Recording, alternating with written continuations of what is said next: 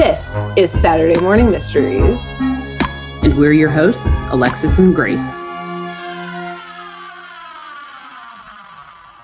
Good morning, everyone. Happy Saturday morning, and welcome back to another episode of Saturday Morning Mysteries, where we're your hosts. I'm Alexis. I'm Grace.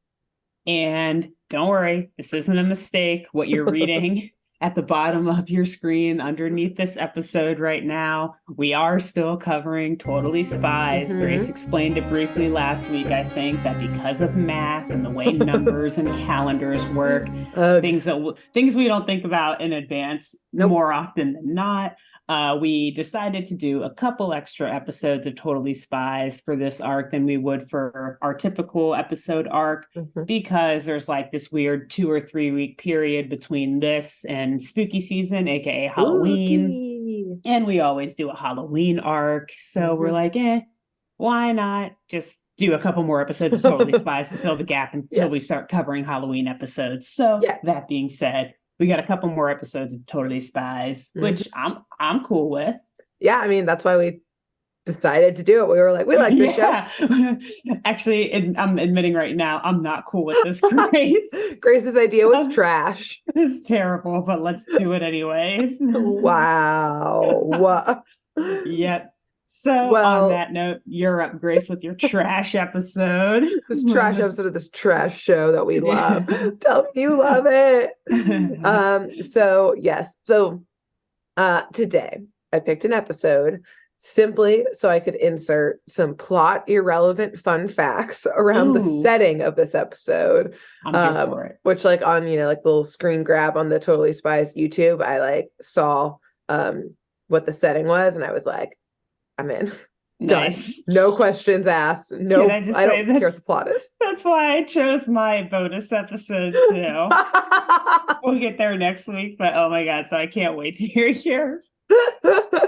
Which, for context, how I usually pick episodes is Wikipedia has a 2-sentence summary of every show's episode ever. And I usually just briefly browse that until I see keywords that seem interesting.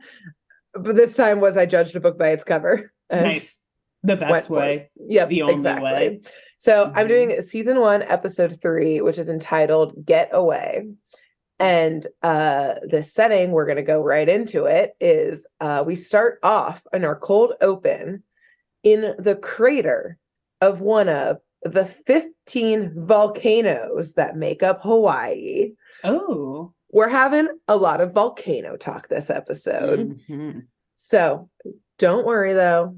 This dude is on one of the dormant volcanoes, aka, for those who don't know, that means not actively erupting or about to erupt, because there are only 6 active volcanoes, which, thank God, in Hawaii, because the youngest and most active one was erupting almost continuously from 1983 to 2018.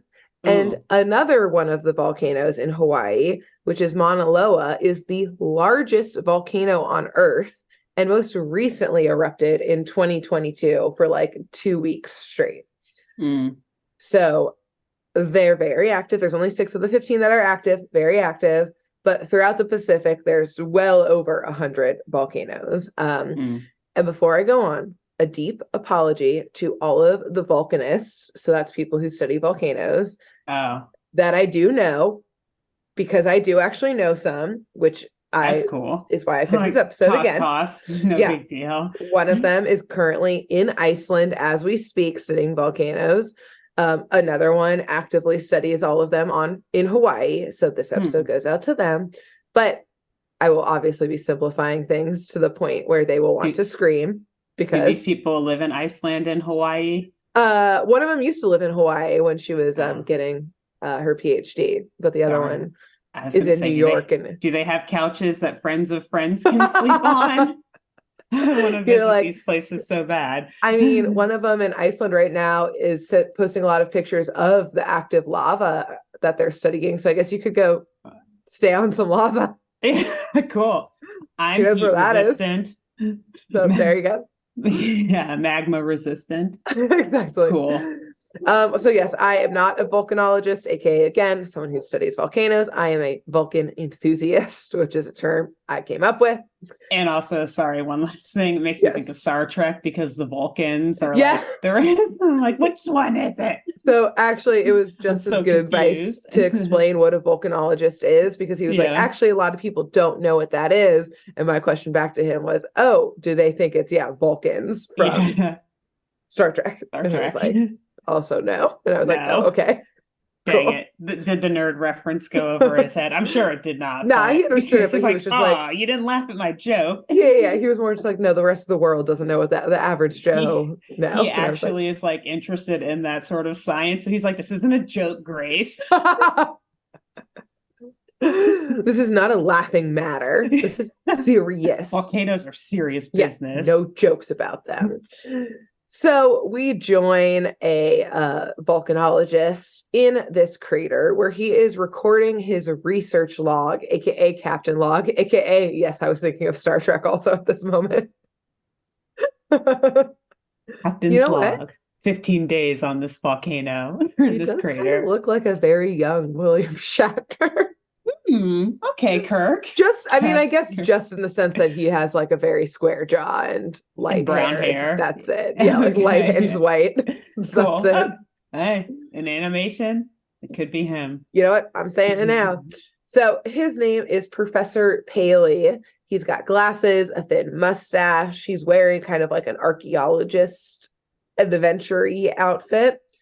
And he's staring straight into the camera, shaking his head in confusion. And he's explaining that every volcanologist thinks that the volcano he's currently standing on is dormant. But then he poses, if that's true, then why is it? And his statement gets cut off as suddenly lava explodes from the ground beneath him. We see from like the camera's POV where it's just his face and then suddenly lava and flames. We see his glasses fly off, which is very funny. My glasses. And then the camera goes dead. My glasses. So we can only assume the cameraman was killed. I will say he was setting this up himself. We assume that the professor is for sure dead, though, because the camera just goes dead. Again, glasses. At the very least, blinded, because his glasses are gone. So he can't film shit anyway. Yeah, not the lava in his face that has just erupted has made him blind. The glasses being gone. Glasses. Yes. Unless you think that back at Beverly Hills High School, things are more relaxed. They are not. For we join the girls back in the lower 48 here, careening to the campus grounds in an out-of-control airplane, screaming as they suddenly tuck and roll out of the plane. Oh my God. I don't know what happens if the plane crashes into the school, if it just like goes on autopilot. Like, I don't really remember what happens to the plane. But the girls, screaming, have to evac this spy plane and crash land, like duck and roll into some bushes. As they remark, like, whew, this is a pretty fitting end to like our harshest mission yet. We like don't actually know what mission this was. I assume the fact that they crash landed a Whoop plane means that they were escaping something. I assume another explosion that they caused, that they had to like get the fuck out, and the plane partially got caught in the explosion, and that's why they had to crash land. But again, they're like dusting themselves off, getting twigs out of their hair, being like, basically like, man, we almost just died on that mission. Like we almost just killed all of our classmates. They don't care about that.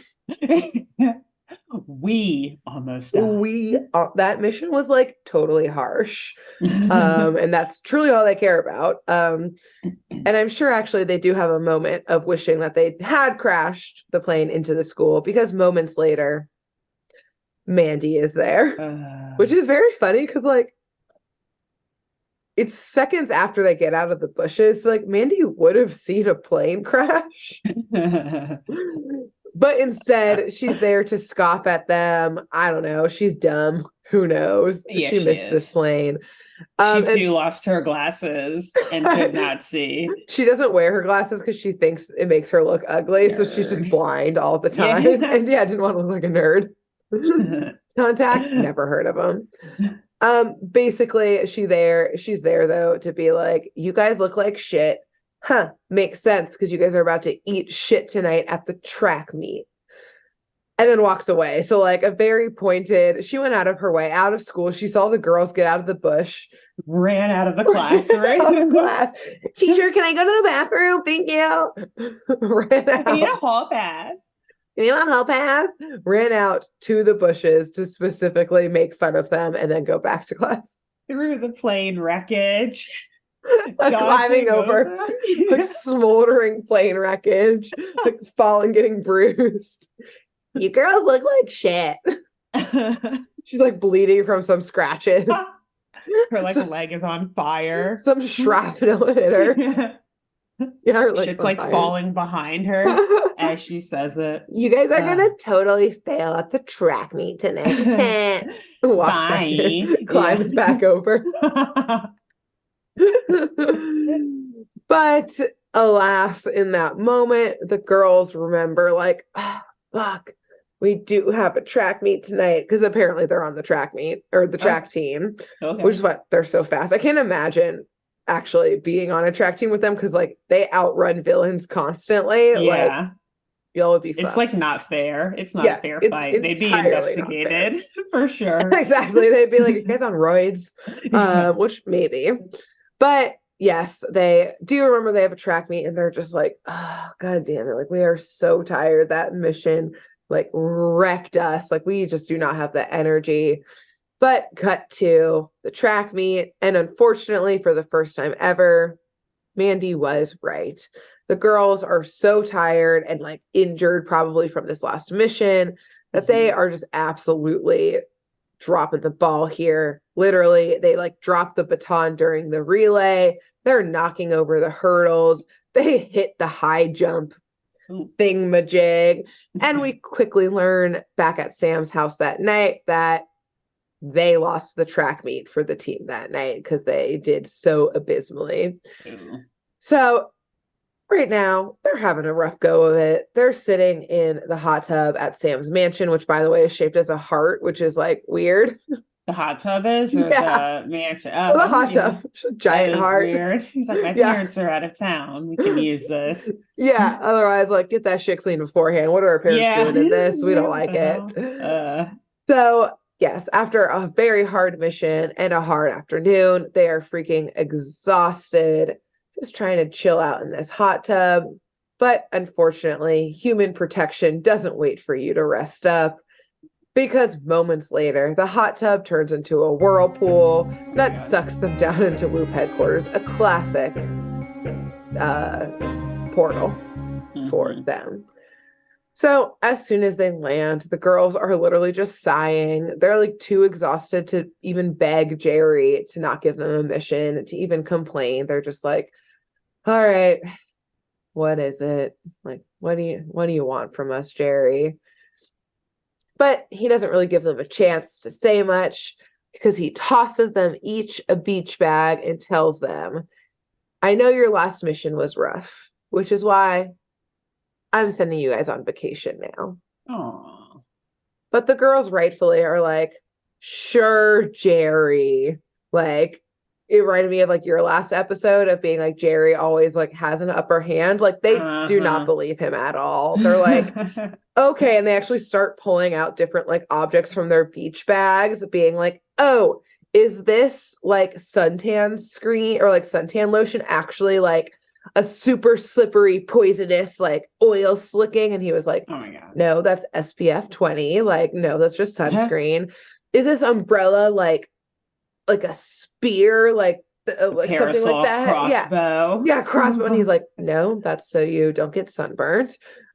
Wildly, I must directly quote Sam, who pulls out a beach towel and says, is this a bulletproof covering for escaping a jungle prison? Which, like, is that a mission you guys just went on or have had? I guess so. She speaks from experience. Yes. And I was like, I guess we have seen them break out of like villain prisons before, but like, yeah, true. It was such a specific ask of like a jungle prison made me think like they were in like bulletproof the jungles of Colombia. Like, They had got locked gotten up by Pablo Escobar. exactly. His hippos were their guards, and they had to Yeah. escape, but the hippos had guns and they needed bulletproof The beach hippos towels. had guns. Oh God, as if they weren't terrifying enough. Exactly. So yeah, so it gave me pause to be like, Sam, this seems extra personal, I would say, this question you just asked. She's still recovering from that mission. I mean, again, that's why I was like, is this the mission they just finished? Was a jungle prison escape situation. Yeah. Like also having to break out whoever they're there to protect, et cetera, et cetera. But yeah, Jerry is like, no, girls, like, it's just a vacation. Like, I will send you with like an emergency kit just in case, like, you feel unsafe. After all, you are spies. People do probably want to kill you, but like, this is truly like a whoop work-life balance trip. Like, I need you guys to be like at full battery for when a mission does come up, and like clearly you're running on empty. So like, this is vacation. That's it. You seem skeptical. Don't they have school? He doesn't give a fuck about school. I can tell. He's like, I saw the way Mandy made fun of you. I know it's rough. A break. Yeah. He's like, homework is hard. No. Don't worry that when you come back. Actually, you know what? I was about to say, when you come back, you'll have more homework to do. I bet other Whoop agents have to do their homework for them while they're going. You see like 50-year-old men huddled in a little room just like doing algebra 2. Exactly. Like trying to remember, like reading The Crucible. Writing an essay, but like Larry, we gotta write voice. The book report. Don't Spark Notes it. This Lively will know. Letty. Anyway, that was a very deep cut to our high school event. Was our high school days. So yes, and interestingly, and I only mentioned this part because you've mentioned it before in one of your past episodes, and we've been like, what the fuck, how does this happen? Because Jerry is just like, okay, vacation time, and then shoves them into a missile, which has happened in your episodes before. Like, they travel just by missile sometimes. By missile. Like, what does this mean? Like, I don't know. Like, maybe they're always about to go bomb somewhere else, which like is concerning. Yeah, it's like, just hop on. We've got this one pointed towards Japan anyway. Right, that's why it's concerning, because they're going to Hawaii for vacation. Yeah. So extremely concerning situation going on here. The girls are like, we just finished high school history class this morning. It's too soon for this joke. Too soon. Oppenheimer just came out. Like, no, exactly. It's too topical. Yep. So, yes, that is how they travel sometimes. They crash land into Hawaii, into one of the beaches, on one of the islands. And we pretty much do confirm that, like, yeah, because at first I was also skeptical about this vacation thing. But we do confirm that it is indeed a vacation, because they are greeted by Julie, who is one of the Whoop travel agents. Mm-hmm. She's blonde. She's super perky. She's like wearing like an all white like suit type of thing. And she's just like, hi, welcome to your vacation. You can learn to hula dance. You can learn to surf, go tan. You can do anything you want. And the girls are like, all right, Julie, we're really tired. You're too much, girl. Can you calm down? And she's like, yes, I absolutely can. So like, she is there actually to like cater to their every need. Okay. So like with that, like they're kind of like, she like takes, their bags for them.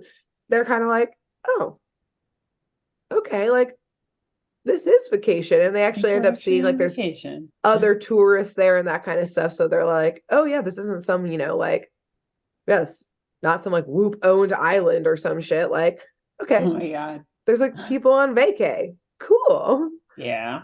So they do start to relax. Sam goes to learn how to hula dance. Clover is, of course, tanning. And Alex is doing like some other type of dance, but she's a little clumsy sometimes. She ends up running into a bunch of surfboards that were sitting there in the sand and knocks them all over. Mm. And who is there to help her get up from her ass that she's now fallen upon? Corey. Some bronze, broy blonde boy who was there about to catch a wave. And I must point out that like every single time there's like a surfer bro or like a snowboarder bro, I'm realizing I think they use the same animation. Like they kind of all look exactly the same. Like, Or like maybe just put new hair on them, or not barely. even that. Okay. It's like they all have like the shoulder length, slightly have bangs, Uh-huh. blue eye, like they all to me look exactly the same. So they start talking, and Alex is, of course, like so totally in love with him. And she says she's there for vacation. He says he's there for a research trip because he's a college student. So, like, sir, she is a child. Okay, But first red flag of the episode. maybe he's 17. Maybe he graduated early. Sure, maybe he's like a freshman. We'll see. Yeah. Still feels weird college to high school, but maybe it's legal because he's 17. Yeah, maybe. We're gonna throw Corey a bone here. You don't want to. Not, I mean, he's doing a research trip. It's not like a freshman thing, but okay. Yeah, it's that's a okay. good point. Maybe. It's like a grad student thing. Maybe. Yeah. Maybe he started college when he was 15. Yeah, actually, maybe Corey's and a genius. he's getting his master's already. Actually, yeah. Yeah, maybe I was judging Corey to be dumb because of everything. Because he's a surfer, bro. Because yeah, exactly. He seems dumb. But we're gonna overlook this red flag as we are forced to do oftentimes in this show. Mm-hmm. And Alex asks him out on the spot, which, like, you go, girl.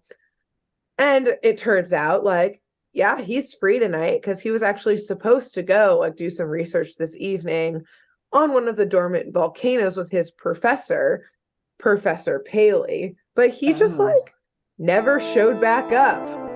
Which, like, he's not a genius. Corey's not a genius. Yeah. He's just like, yeah, I don't know. He was supposed to, like, show back up at the hotel, and, like, I don't know, man, never showed up. So, like, yeah, I'm free tonight. Let's get dinner. Yeah, like, Corey, no red flags. Told the authorities. Yeah. Anyone? No. Okay. All right. Cool. Let's get dinner. Where do you want to eat? Yeah, exactly. Like, he's so unconcerned that he's just like, well, I was about to go catch a wave if you want to go surf with me. And she was like, okay. So again, not concerned at all. Maybe Professor Paley is, like, always just, like, ditching him and shit. He's like, oh, he does this all the time. He never shows up to shit. He'll come back up eventually. Yeah, like, maybe. Whatever. I've learned not to sweat it, man. You know, that Mahalo lifestyle. So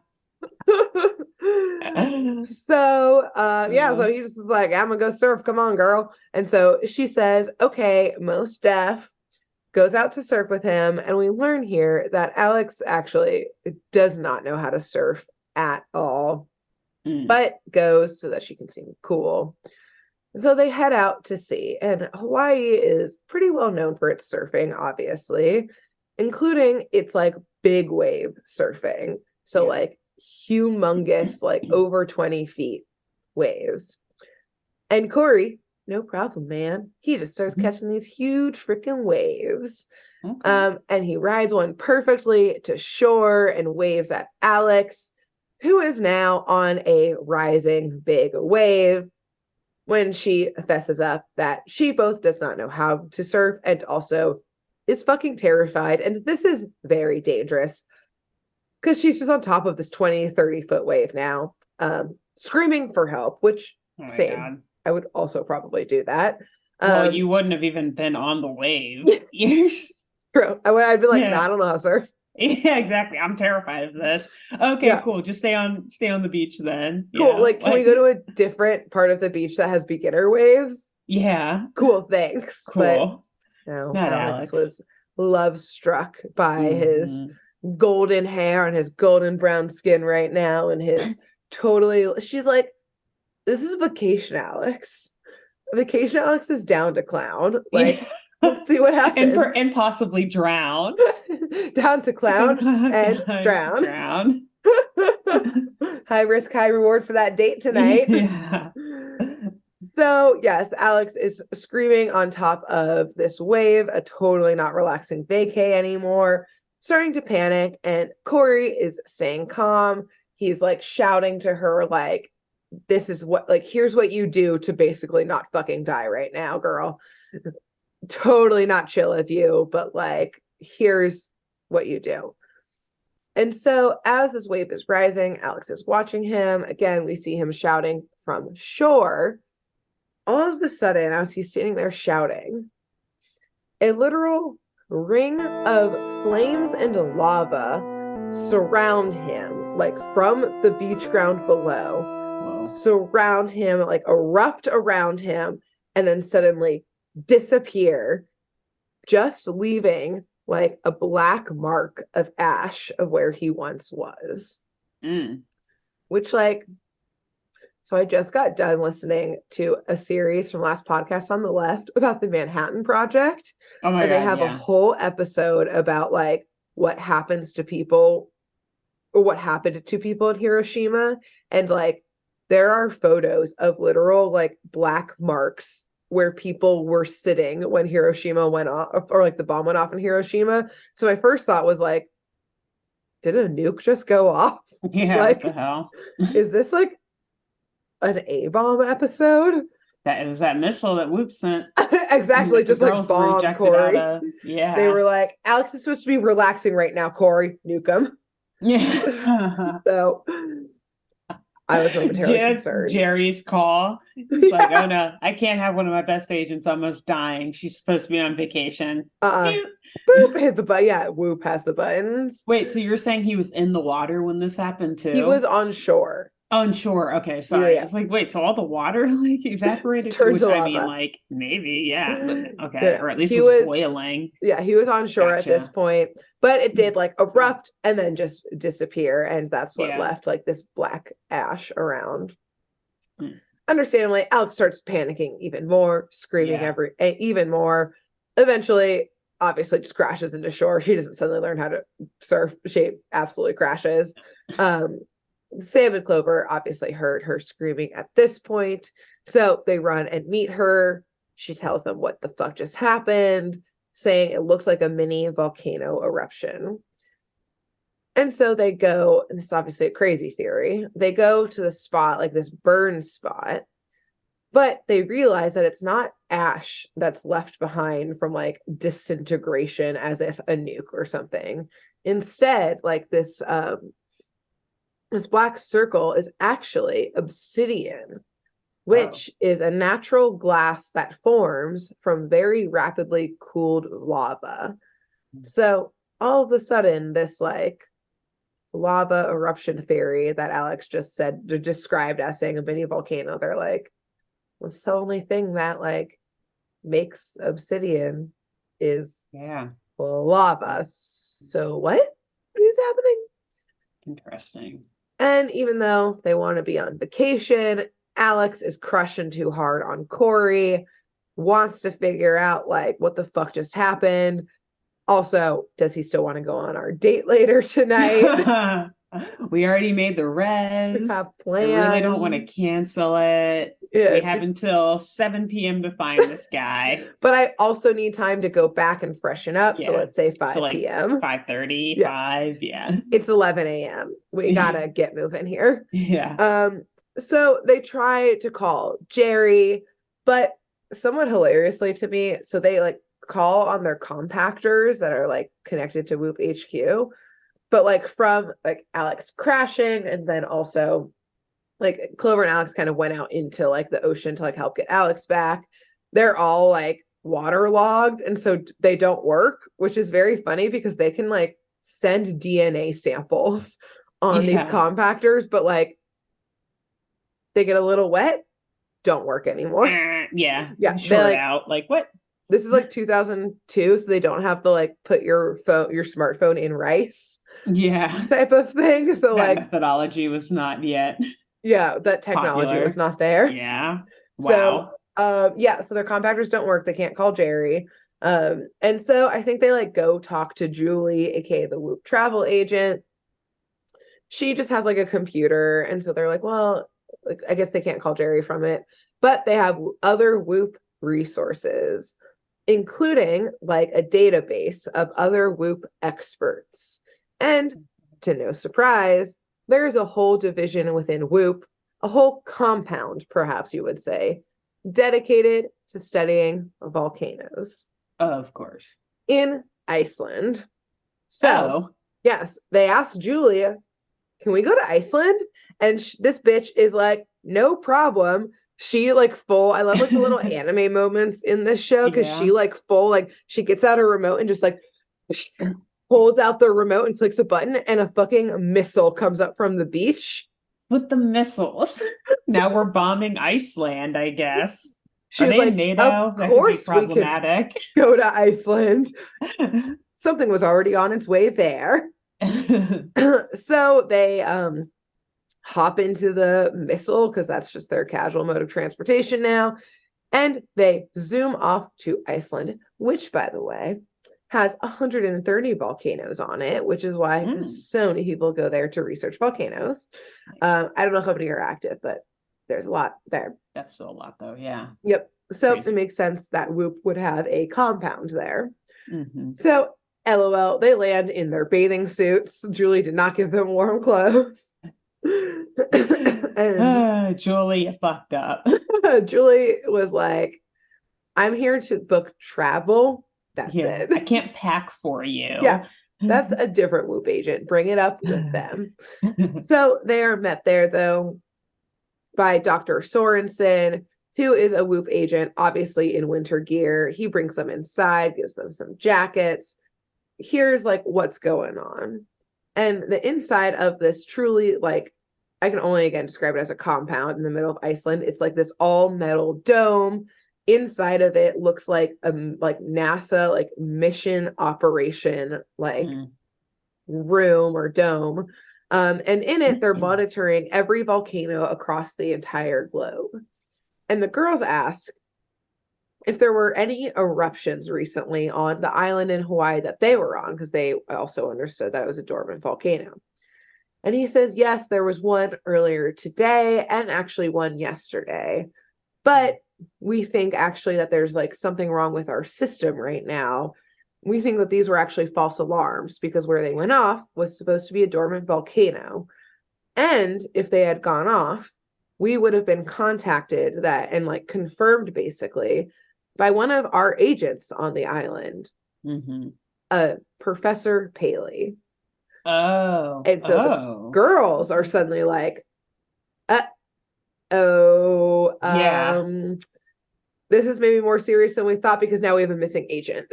Yeah. Not just a missing professor. Yeah. Jerry, answer your phone. Jerry, we're a lot more serious now all of a sudden. This is now a national security crisis, possibly, Jerry. Not good. Also, and Alex is also like, by the way, is there any policy on like office dating, assuming that like this Corey dude is like a Whoop intern then, and he's just not saying. Yeah. I will say they did not mention any other agent named Corey or like intern named Corey, but I think Alex is probably directly like, under this guy, checking Julie's compactor, like the database, to be like, what's the flow chart here? Is Corey just is he on the books or is he an intern? But no, I think we confirm unsuspecting student. Yes. Who's also missing. Alex is concerned more about Corey. Clover and Sam are like, there's another agent missing. Yeah. That's more serious, Alex. Yes. Believe it or not. Yeah. Before they can give more detail, though, more alarms start going off in the dome here in our compound. And the world map that they're looking at on this computer starts lighting up all over the place. The girls are like, what is this now? But Dr. Sorensen isn't alarmed, as yes, I absolutely would be. He just shakes his head and again is like, see, I told you, like, there's something wrong with the system. Like, those volcanoes in Hawaii would not have erupted. That was some bug. Basically, he thinks they're like getting hacked or something, I think, which like, or that's what I think he thinks. Also very concerning. Not great. But he's like, this is like physically impossible for this to happen. Like, all of these, like, an alarm goes off every time a volcano erupts. This would mean that almost every volcano across the world is erupting or is like it's like showing signs that it is going to erupt, which like is impossible. Would also mean massive total global destruction and like the end of the world. The end of the world. So like we've seen weirder on this show. But he's like, nah, Trick, that's not happening. So you girls, you just don't understand how computers work. Oh, do you have a crush? Cute. That's cute. Go sit down while the scientists handle things. He literally, it's funny because like they're drinking hot cocoa during this like whole time. So I feel like here's your hot cocoa, okay? Oh, you girls didn't even bring coats with you. Cute. Go sit down. Which also I gotta say, like, I'm actually shooketh that like Clover wasn't immediately in love with like Dr. Sorensen, because like I'm like, he's a pretty good looking guy for like a little cartoon character. But like that's also making me think that he's like, oh, girls, toss. Yeah. You're just blinded by me. I know. It's fine, cute, etc., etc. But yeah, Dr. Sorensen obviously goes off to deal with that. Actually, as a full other side note, we do see the other scientists, the other volcanologists in this lab, which I only point out, they're all wearing lab coats, so we know they're scientists. Okay, cool. I was wondering how we knew. Cool. Otherwise, they could have been anyone. But one of them like is in the background and has like, he's bald, but then has like fully like just sticking out from the sides hair. For like no reason, and he's just like, it's a stressful job, going about his day. And I'm like, he's a mad scientist, he's a villain. You know how like hackers will like get jobs at companies because they're like the CIA. We knew how, like, you knew how to hack us, so we want to hire you. Like in the background there's absolutely a villain who they were like, great, you're now working for us because we like what you did here. It's like all these extremely handsome men and then like him. Like coiffed, nice slick back brown hair, and then him. It's like it just like really stood out to me, so I needed to point this out. So that when you watch the episode, you can keep your eye out for it when they're in Iceland. So, anyways, Dr. Sorensen goes off to deal with that. The girls are like, okay, well, I guess we should go back to Hawaii to find this missing agent, because like this is now a very serious situation. Like, we'll get to Corey eventually, but like we got to find this agent first. So yeah, I guess they take another missile. They had their little like emergency kits, which good thing they did. And I think they also probably picked up other equipment at this Whoop compound. Yeah. So they skydive down to the rim of this volcano, down kind of into the crater, to investigate what happened to Professor Paley. This is apparently where he was supposed to be. They, in their spy suits, again, they picked it up somewhere along the way, but they also picked up other equipment. So they get these like sunglasses, like binoculars out, and they notice a pair of glasses down in the crater nearby. And they also notice a knocked over camera on the ground down there too. So they crawl down into the crater, which itself is like hella dangerous. Like boulders start falling all around them as they're just like down climbing into this shit. Yeah. I was like, you should have skydived right into the center of the crater. They like almost die like 7 times trying to get down into this. But whatever. That's what happens when they put on the cat suits. They turn into cats. So they have 9 lives. They're like, we're good. We lost 3 of them on that last mission, but like, we could spare one right now. Yeah, we'll be fine. It's for the date tonight. Exactly. Which is still on the books. Still on. Gotham, they are back. Real quick. Alex is like, I gotta do my 4 hair. 4 more hours. Yeah, exactly. I gotta have time to do my makeup. This face doesn't put itself together. So safely, I guess they make it down there into the crater. They are able to get the camera and recover the footage from the camcorder that they saw. So they see Professor Paley's last message, including the sudden eruption of lava and then the camera going dead. So smartly, they're like, okay, let's like try and recreate this scene essentially. And they like set up the camera kind of like where they think it had been sitting, so they can figure out like where Professor Paley would have been. Like the glasses obviously flew off, had a little trajectory there from flying off his face due to lava, et cetera, et cetera. But they're able to set it up, and they go to the spot where they think he was standing when this happened. And as they look around, Clover laughs and points a perfectly circular crack in the rock and says, well, there's your answer. This is clearly a trap. And then, of course, Clover's right. it is a trapdoor, and the ground beneath them falls out because, yes, No. Clover was right, trapdoor, which also, like, there's a trapdoor into a volcano. That's terrifying. Terrifying. This is Bond villain style again. Here we go. Here we go. Here we Here we go. go. You are, that's why that's the theme song, baby. Yeah. And that is the perfect comparison because in this volcano that they fall into, they straight up fall into like a giant all metal room that is lined with prison cells. Whoa. Like full on, it's all like tinted red and like purple, like where are those bulletproof towels at? they're like rummaging through their beach bags and they're like, look, we left them in Iceland. Oh no, oh no, oh no. And yes, this particular room that they fall into is straight up an all metal prison. They see Corey and presumably, and then confirmed, Professor Paley both standing in some jail cells. But as soon as they see the girls, as soon as Corey and Professor Paley see the girls, they start whisper shouting at them, which is like the scariest type of shout. Yeah. Being like, get out, you have to get out of here. Like, get out before they find you. Like, go, go, go, go, go. Which, like, excuse so scary. me? Yeah, because like, oh my God, weren't you just yelling? Something is here. What is here? What do we need to be worried Who's about? Here? Yeah. But it's too late. As the girls stand up, they fully start to get shot at by laser guns, which I can only describe as being held by like Star Wars, like Emperor Palpatine, like head to toe, like cloaks, like hooded black cloaks. Oh, that's even scarier. Yes, like fully hooded, shooting at the girls again with lasers, just straight up trying to kill them. Yes, good. And the girls book it and run out of this prison, being like, we'll come back for you, Corey. Our date's still on tonight, verse 7.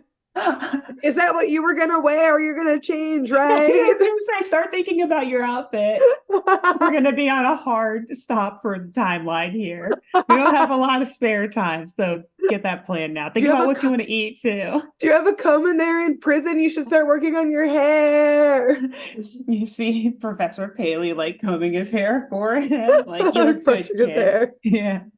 You look good. They're using like the prison like water to like wash his face, get like the burn marks off. Yeah.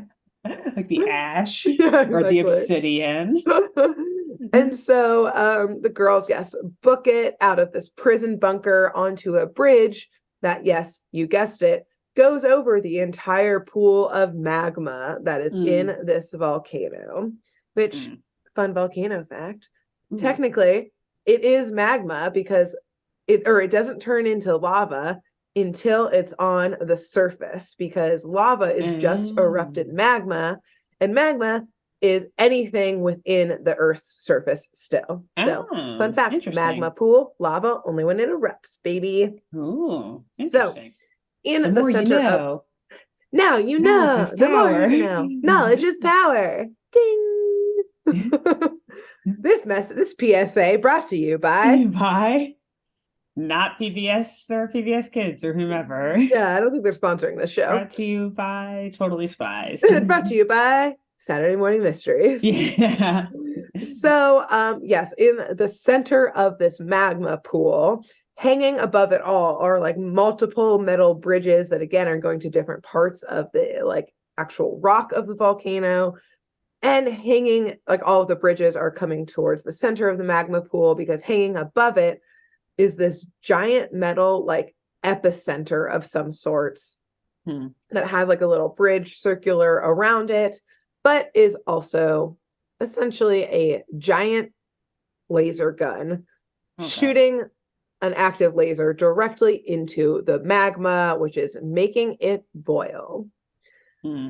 Now, don't think too hard about how Sam jumps to this conclusion and surmises.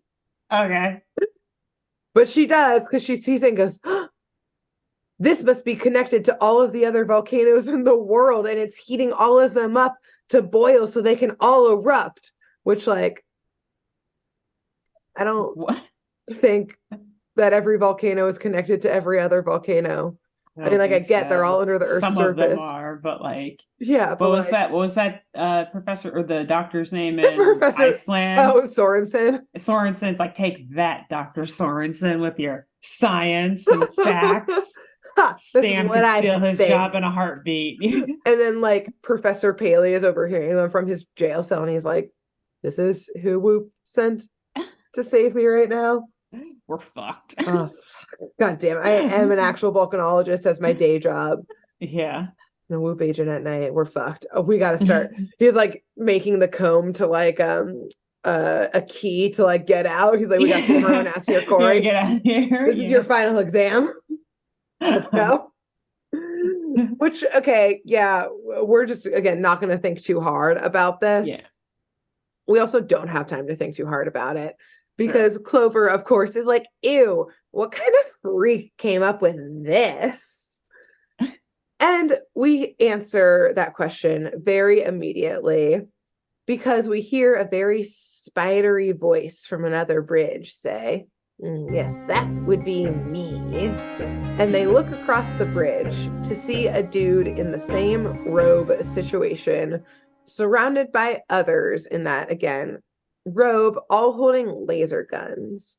And at first I thought, because we do kind of get glimpses of their faces now, and at first I was like, are they like wearing like skeleton masks? Like, what's wrong with them? But we zoom in to basically see that this dude's face and all of his goons' faces are straight up Emperor Palpatine faces. Oh my God. Because they all look like melted, bony, like creepy ass fucking faces. Heat exposure, man. It'll get you. Oh yeah. And so he walks closer to like the epicenter bridge thing and goes on and says, yes, that would be me. Dr. Hephatis is my name, and global devastation is my game. Oh, God. Now, quick hat tip to the writers here. I'm probably saying this name wrong, Hephatis, something like that. But this is the Greek god of many things, including the Greek god of volcanoes. Okay. So, like, good. Nice. Good job, writers. Cool. The more you know. Brought to you by Saturday Morning Mysteries. So yeah, love that for him and the writers. Love that for him. The girls, though, do not love that for him. Aw. Yeah. Joy kills. Truly. They're not even like, oh my, like they should have learned this in school and did not. Mm-hmm. They're just it's like. It's because those other Whoop agents do their homework for them. Right. They're reading, what is it? The Odyssey. Yeah. The girls should have been reading it, but they are instead. Imagine the agents typing an essay on the Odyssey, like in Clover's voice. like, oh my God. They're like grown-ass men. Yeah. The Odyssey was like totally a lame epic poem, or whatever it technically is. Anyways, yes. So the girls immediately are like, ew, what a freak. And they go into full force. They charge him. They like, kick the guns out of some of the goons' hands. They probably shove some of them off into the magma below. Like, hey, self-defense. You know what? They had guns. They had to protect themselves. This is what they get paid to do. Exactly. And they are not the human they're here to protect. Well, two of them are here to protect the human of Professor Paley. One of them, Alex, is here to protect Corey. They each have a human. They each have one. Exactly. Everybody gets one. Exactly. And so the rest are all just, bodies in collateral. The way. Mm-hmm. Yeah, collateral. Thank you. Oops. Push. Unfortunately, though, Dr. Hephatis does something. I don't know exactly what. Again, don't think too much about the technology here. And the girls themselves are suddenly surrounded by flames and lava and light, much like Corey had been, and they can't get out without burning themselves. So at this, he simply smiles and takes off his hood to reveal, yes, a very burnt, melted-looking face, and says, "Careful, girls, the volcano fire," which is not a thing, by the way, volcano fire, that's not what it is, magma. "Ruined my face, as it will yours." Oh no. And yes, he basically confirms that Sam was correct. Professor Paley is like rolling his eyes in jail, still like, ugh. She got lucky. Fine. Yeah, it was a guess. Lucky guess. Yep. That, yes, his machine will erupt every volcano on Earth. And that once the Earth is covered in lava, they will all look like him. Yes, Bird? Once the Earth is covered in lava, they will all be dead. Professor Paley is like shouting from the prison. Yeah. Idiot, everyone's gonna die. La la la, they'll all look like me. Shut up, they'll nerd. all look like me in his Palpatine voice. Like me. Now this would be a good spot to wildly speculate about this guy, but I want to save that. And instead, we're gonna have some volcano talk. Yay. And instead of talking about what would happen if every volcano in the world erupted, because that indeed would just literally mean global devastation, everyone would fucking die immediately. We're instead going to talk about what would happen if some of the lower 48's volcanoes, one in particular, went off at its full capacity. Oh no. So we're talking about that. Which one are you? But what? I'm trying inside. I'm internally guessing which one you're going to talk about. Oh, okay, go great. For it. Yeah. Hold that thought for 1 second. Need to pause. Are you bringing in your expert, aka Justin? We sure are. Yes. Oh my God. Yes. Yeah. Okay. Sit down. Yes. So this is our first. He's not a volcano expert, but he knows rocks and stuff. He works in a building with volcanologists, so that's as close as we're gonna get. And this is me. Wait, Vulcan as in like Star Trek? That too. And I would like to define that this is our substitute science consultant, because our actual science consultant is Lenny. But I'm her understudy. Yeah, we have two. That's how official this podcast is. We have two science experts. Okay. You want to get in the screen? Yeah, I'll scooch down here. You're gonna make her kneel again. I already proposed to you once. Yeah. Wow. Okay. So Vulcans are from Star Wars, so which is part of the Lord of the Rings trilogy. Oh God! For a second, I was like, "Is he serious?" Never mind. Okay, cool. Yeah. Okay, so thank you for that correction. Someone who this is Justin, by the way, to people watching and or listening, and are like, "What's happening right now?" Refer to me as the understudy. We usually refer to you as our executive producer. Yeah, or executive, whichever. Producer. Yeah. Mako's the executive producer. That's right. I provide the Zoom. Who's also here. Yes. Yeah, he provides our Zoom account for us. So yes, so Justin studies space rocks, but he works in a building that volcanologists work in. So again, that's the closest we're gonna get. So today he's gonna talk to us about what would happen if the volcano at Yellowstone went off, which is similar to the volcanoes in Hawaii. So tell us first why and how the volcanoes in Hawaii are the same type as the one at Yellowstone. So both volcanoes are what are referred to as hotspot volcanism. And that is where there's pretty much heating in our Earth at there's the core of our Earth, and then there's the mantle of our Earth, and then there's the crust, outer crust? Yeah, the crust of our Earth. And so you get at that core mantle boundary heating that goes on, and similar to like water boiling, you have convection cycles in which the hottest parts rise, and then the cooler parts drop. That's a heat rising, and so you get that happening within our Earth in our mantle. And so you have hotspots rising within our mantle, and eventually those hotspots reach the crust, or in some way, shape, or form, whether it's below the oceans or below oceanic crust or continental crust.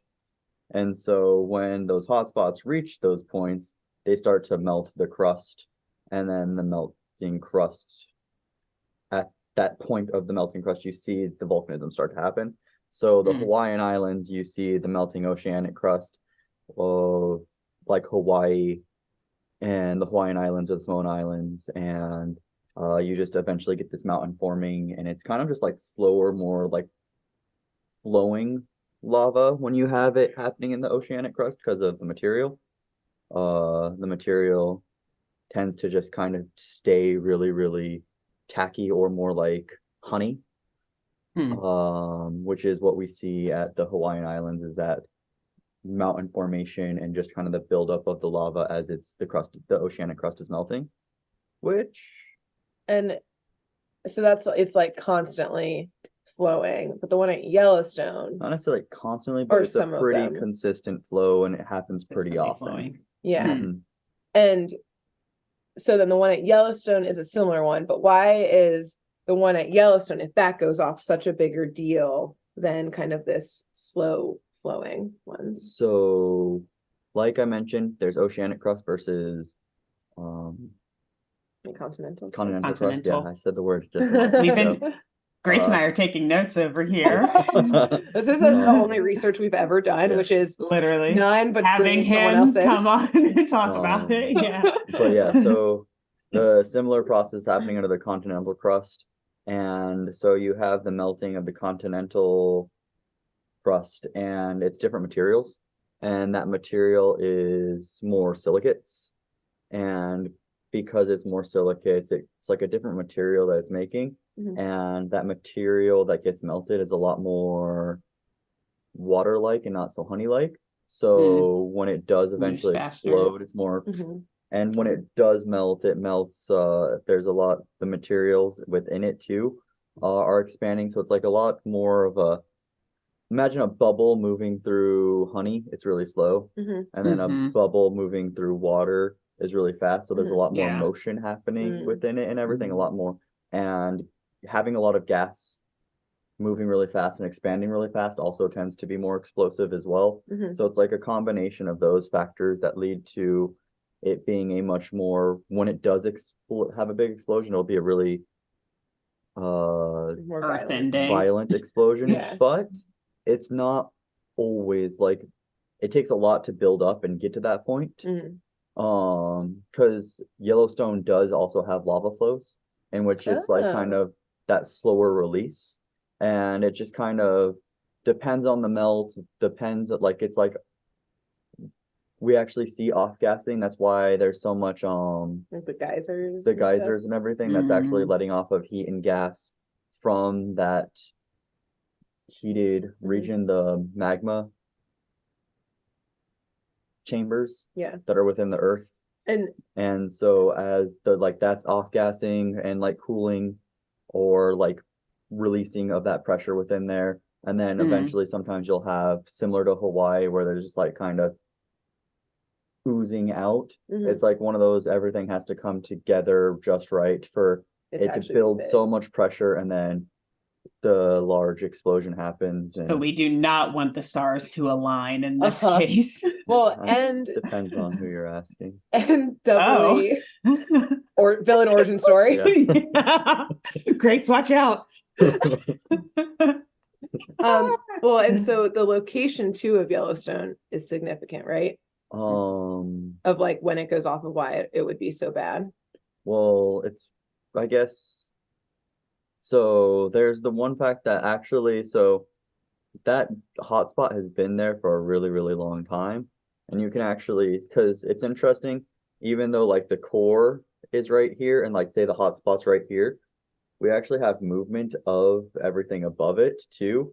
So like that, those aren't always aligned. So you can actually see where that hotspot and other volcanoes have gone off. It's now currently in the Yellowstone spot, but you can actually see the path of where it's gone. It used to like, there used to be volcanism closer to like southeast Oregon and then through Idaho, and you can see different like calderas. Calderas is like when you have a big explosion, the like all that material comes out, and then material like explosion material builds up, and then when it all comes out, it crushes under, and you kind of end up with like a bowl. And that's what a caldera is. But isn't Yellowstone on like continental plates or like on a divide? It's on continental plates, but not a it's divide. Along the continental divide. That really have to, that's just the middle of the country, and like where water goes one direction or the other. So what would happen when Yellowstone goes off if it goes off full force again, because it has before. Again, to right? add to the location Uh-huh. thing of like, again, it's not a super populated area of the country. It's Montana, Idaho, Get Wyoming. rid of it. Yeah, so it's one of those. Idaho wanted to secede anyway. Yeah, Let them. those three states are going to be the ones that are most affected Uh-huh. by the explosion.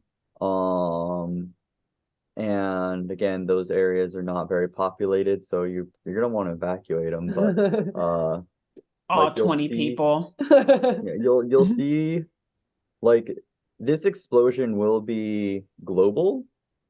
The effects will be global, but the direct like Talk about the global effects. well, we'll start with closer of you'll get ash and like the direct like lahars and like the heat wave coming out of the volcano will like affect those direct surrounding states. Debris will fill the air, and so if you've heard of Mount St. Helens, and the amount of material that came out of that, they're like, oh, that was a decently sized volcano. It's expected like if Yosemite were to go off, it'd be about Yellowstone would go off, it'd be about 6,000 times the material. Wow. So significantly larger. And because of that, all the material would go into the air, and you'd see throughout all of North America, like layers of ash, a layer of ash pretty much would like go throughout all of North America. So and like would cover everything, or would just be in the sky? And I guess eventually come down. Yeah, it eventually comes down. Like I know last time Yellowstone erupted, they've found material in Mississippi and everything from it. You're not safe on the East Coast either, bird. I know. Yeah. We're all fucked, even especially Idaho. And so so the ash being in the air too, like, or how long would it be like covering the sky, covering the air? So yeah, and that's kind of the next big thing is the after effects would be the ash in the air would actually cause global cooling for the next. Oh, thank God, it's hot as hell. So maybe not a bad thing. Yeah, the next like 10, and that's the short-term effects because there's so much debris in the air. Yeah. And like it'll affect like plant growth and we won't have any crops though, but like it's cool. Animal we'll just eat meats. Oh wait, no, never mind. But so yeah, you'll get like the next like I don't know, I can't say actually how long it would be, but you'll get cooling for a while because you're literally blocking the sun from getting to the earth, and that's gonna be a global effect. We don't need it. Nah, overrated. Probably see like a couple degrees, and then in the long run, because of the gases coming out of it, you'll see then a trend of a little bit warmer once you get all of that debris out of the air and to settle. But it'll be like,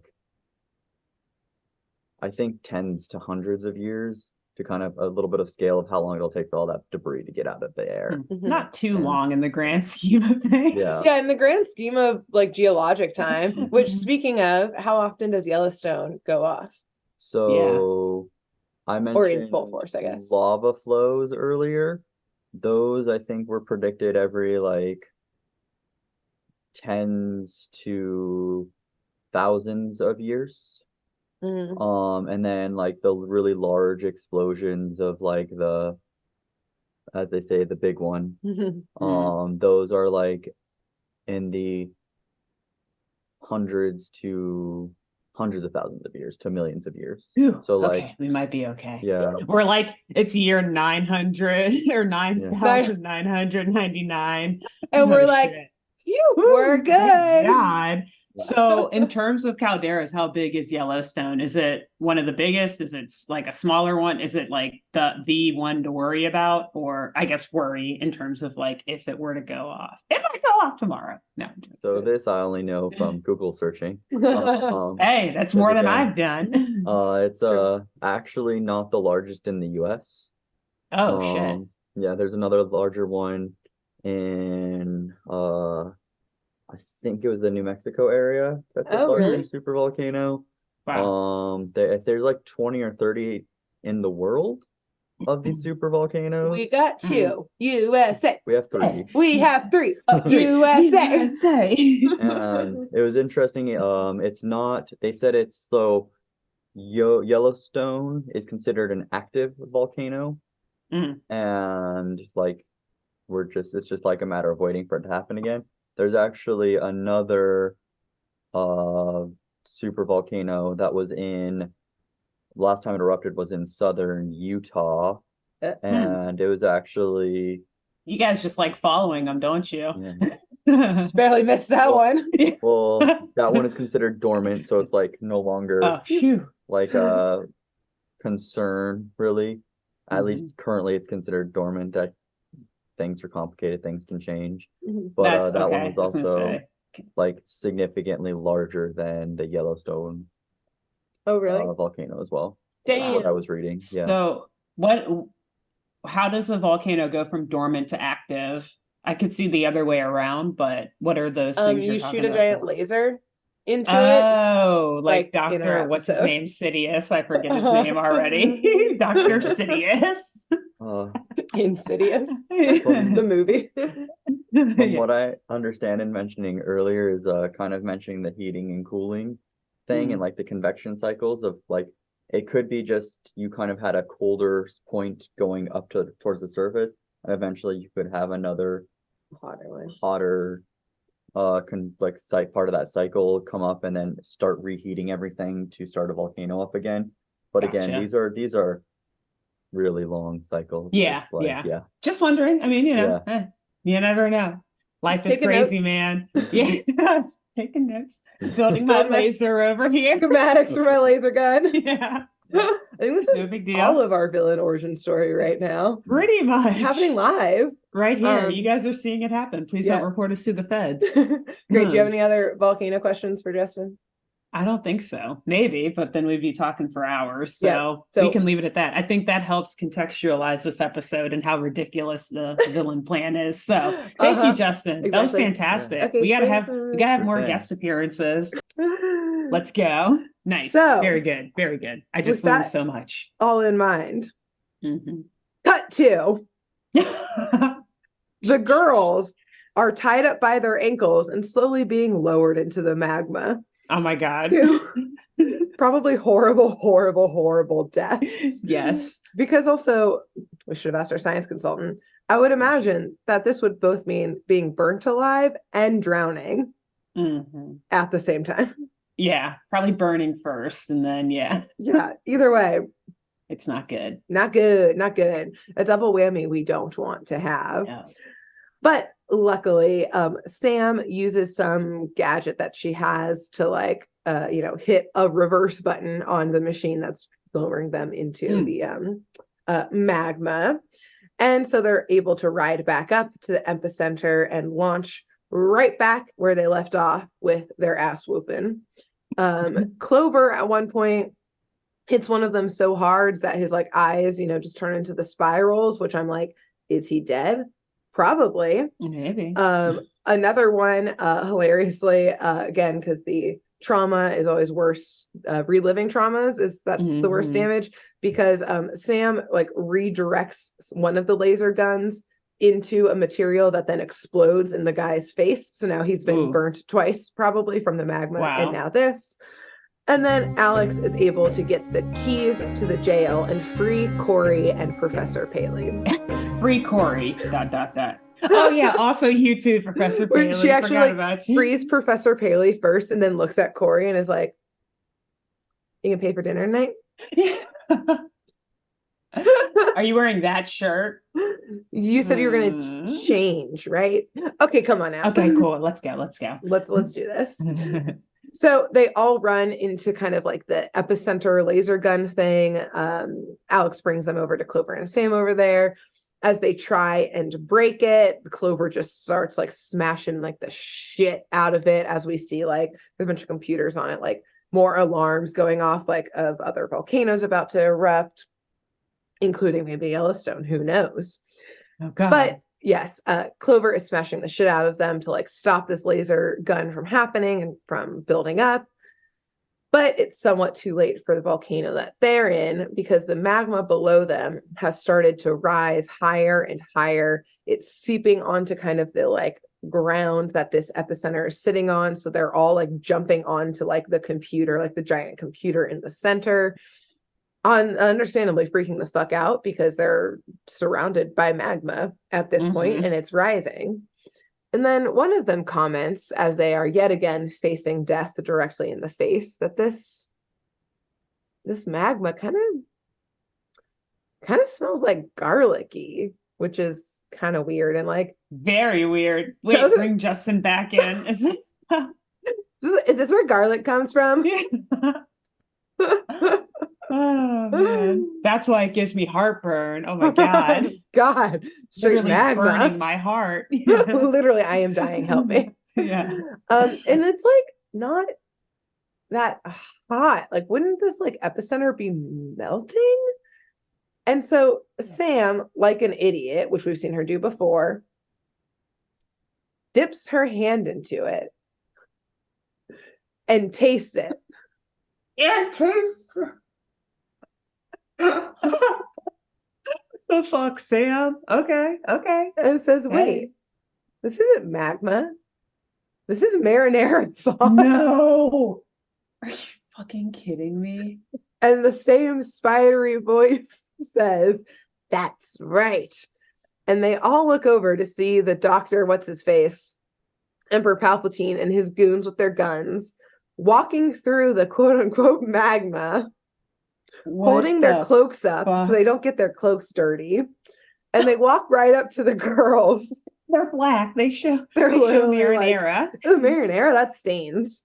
Oh my god. And they walk up to the girls and they start pulling their melted looking faces off to reveal, shout out to your last episode, Jerry. Oh, and the other Whoop agents. God, what the fuck is going on?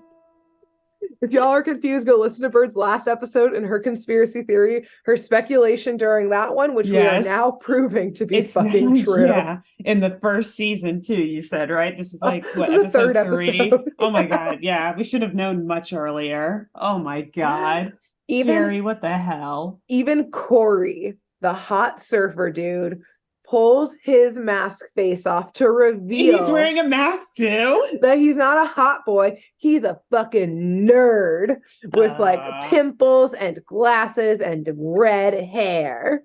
And Jerry chuckles and explains that like, oh yeah, this actually used to be like a volcano, like some villain's like lair in a volcano. And once we took care of this villain, which I assume is the one who now works in Iceland, by the way, because he's in a volcano. Yes. Then yeah, so now we just use this whole volcano for our annual field test.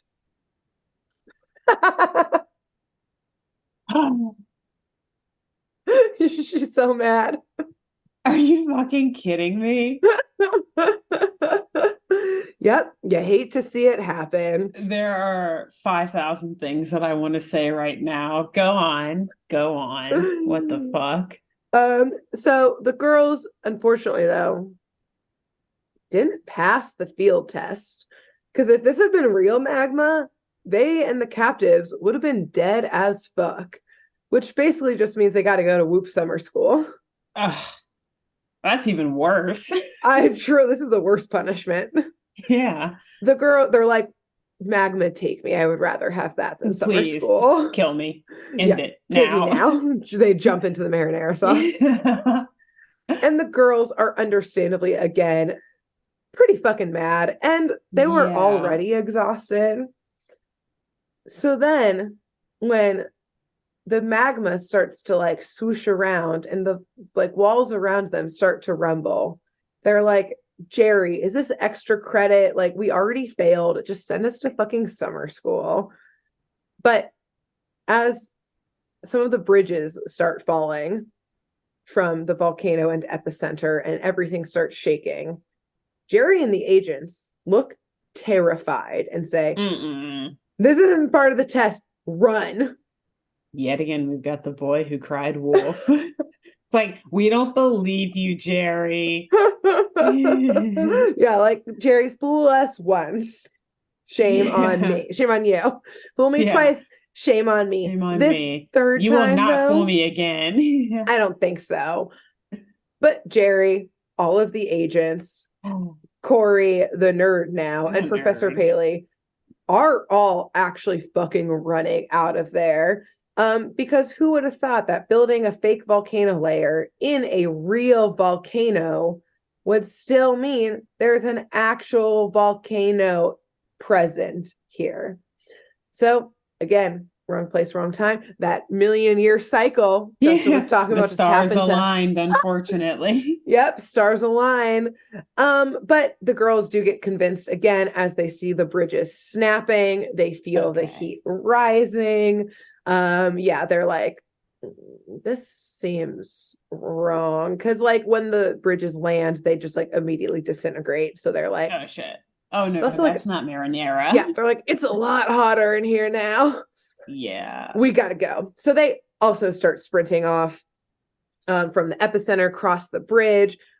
Right as they get across it, that bridge collapses and the like lava tube, like the tunnel they're in the volcano, starts filling with magma very quickly, rapidly after them. Huge boulders start like falling, like the cave is like collapsing, or like the tunnel is like collapsing behind them as well. And one of the girls noticed that far, far above them, looking up, they do see like a small crack in the volcano. And since they're all realizing like, yeah, we can't outrun magma, we got to find a way to escape like through this crack up top. And from skydiving, they still have their parachutes. So they toss it, I think, to Clover, and Clover puts it on and like leaps above the magma, which at first I was like, what the fuck is wrong with you, Clover? Again, she does not want to do summer school. But no. Hot air rising, giant parachute like thing, hot air balloon time. So she like Willy Wonka style starts floating towards the crack. Everyone's able to jump on her or like a rope that she's hanging down. Like all the agents and stuff. Yeah, all of them, everyone. It's a lot of hot air. They're all hopping on board, baby. And they start to float up, and they just get out of the volcano as it actually indeed fully fucking erupts. Lava we see cover the entire island, which, yes, Whoop probably does own from this old villain. And Jerry, as they're floating away safely now, says to the girls, all right, you passed the test. Because you saved my life from the lava and magma that was exploding. And that's it. That's the end. You're so mad at Jerry.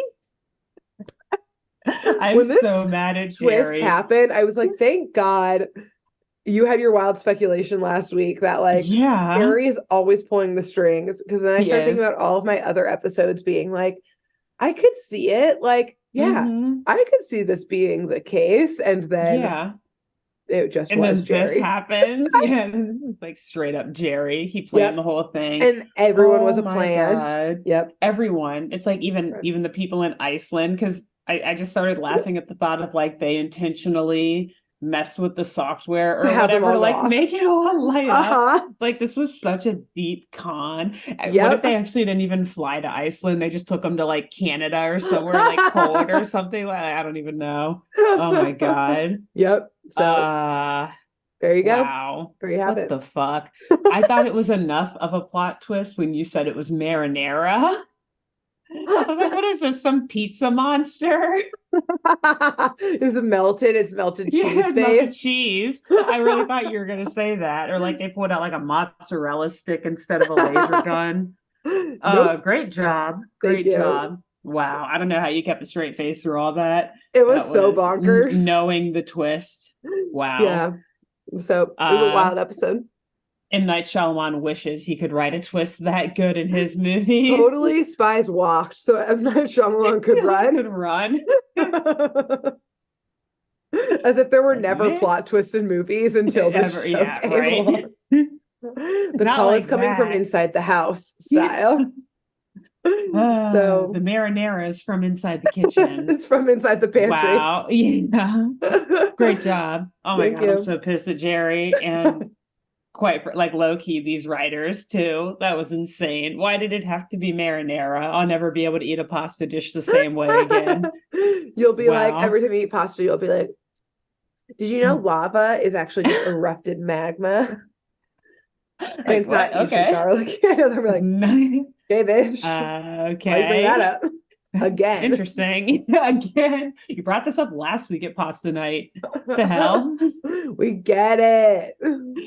So yes, that was the episode. The twist was wow. the double twist was just twist of the knife in the back by Jerry. Yeah. Actually, and a third to Alex, because when she sees Corey, she's like, oh, she's like, oh. So she's like disgusted by him. Which is very funny. Man. I think this is a groundbreaking episode for Saturday Morning Mysteries. We had our first guest. We had the wildest twist I think that has ever happened in an episode. This is straight up like, without a doubt, the craziest twist. Yeah. I'm glad that we continued our Totally Spies because otherwise we would have just speculated talking about into some the other abyss. Stupid show right now. Except now, like, you're not going to do your last episode because you're so mad at the show. I'm so mad. I'm like, I'm never watching this show again. Just kidding. It actually, it makes me love this show even more because, and again, like who else would do something so ridiculous in a show? Only Jerry, only Totally Spies. Yep. And again, like proving your point, if Jerry on an annual field trip pulls shit like this off, what do you think he's going to do for real missions? Exactly. Of international concern. Like, he's pulling some wild shit for sure. Pulling some strings. He wants that tech. That's what it is. Every time it's either a field test or there's some technology that he wants Whoop to have that he can't just like acquire on his own. So he's got to think of some convoluted plot. And he gets it. And in this case, he kind of got both because he got that laser too, or whatever. Right. Again, from we got the this villain island and now we got working a field test in Iceland. In Iceland. Like, again, keep your eye out for him. It's absolutely the guy who had this layer. And it's literally so I love that you just kind of randomly chose this episode too. Like you didn't volcano. Yeah. And then it turns out being the perfect carryover from last week's episode where we're like speculating that all the other students in Espionage 101 are actually Whoop agents, like hiding in bushes to ensure that the girls get the pamphlet for this class. And then in this episode, like, no, they were they're actually agents. They were acting like a hot boy, so Alex would care about this guy in order to go save him. Like, yes, it's all. I love that he ended up being a nerd because when you said that Corey also took a mask off, I was like, why did he have to be in a mask? Alex has never seen him before. Because otherwise she wouldn't have been attracted to him, which also burned to that poor little like intern. There is a moment where he's like, little nerdy voice. But hilarious, just amazing. Like, and I guess that date is off tonight after all. He still thinks it's on. It's off for Alex. No, it's off. It's off. Him for sure. And it's just like a wild, like, you and I always talk about how we're like always accidentally on the same page. Like I picked this episode after our last time we recorded. Again, saw a picture of a volcano and I was like, well, I'm doing that episode. And like just pure serendipity and like, again, always the same wavelength, like stars aligning yet again. Constantly. So yes. Good God. Amazing. Wild episode. Well, I'll have to see how I can tie next week's, aka the next episode we're about to do. I can think of some ways. There were some things you said earlier in the episode where I was like, oh, that kind of ties into next week. But actually not to that level though. Well, hilariously, at the start of this episode, while I was taking notes while I was watching, when Jerry was like, no, it's vacation. I had originally written down being like, okay, make note about how like Jerry's lying that it's vacation so that like whatever villain actually happens, like we can speculate that it was Jerry who set up the villain and stuff. And then when it was actually Jerry, I was like, and then also took that part out at the beginning so I wouldn't give it away. Yeah, exactly. So yes, anyways, between now and next week, while our audience recovers from this episode, who should our listeners and viewers tell about this show?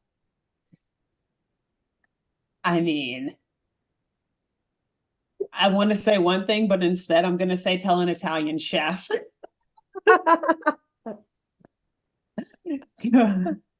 Good. To tell someone who's, good with pasta recipes, good with pizza, someone who just loves them some marinara sauce. They're willing Tell to them. bathe in it. Yes. Feel a volcano of it. Melt in it, if you will. This like volcano of marinara is like the holy grail for like Italian chefs. They're like, I know it exists somewhere out there. It's I'll like go on a Indiana quest to Jones find it. style, looking for this volcano, marinara volcano, Mount Marinara, if you will. Perfect. Who Just should like they tell? yes, I think. Well, I'm just the obvious one. You gotta tell a volcanologist. Yeah, that's Yep. who I wanted to say. I appreciate you giving me the easy one. Yeah. Thank you. Have Justin get on the phone and tell his coworkers. Exactly. / your friends who I'll you go know visit already. campus and be like, "Yay, this episode's for you." Yeah. And till next week, Wow. we'll see you then. So bye. Bye. Thanks for tuning in to Saturday Morning Mysteries. If you enjoyed this episode, please share, rate, review, leave us a like, and drop a comment. We post episodes every Saturday and bonus tune tangents whenever we feel like it. So please subscribe so you don't miss the shenanigans.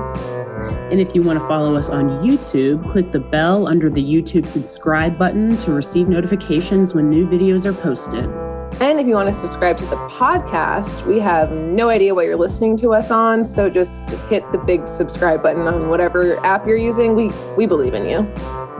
Give us a follow on Twitter and Instagram at SatmornMist, all the abreves, and let us know if you have any episode or show requests by emailing SaturdayMorningMysteries@gmail.com.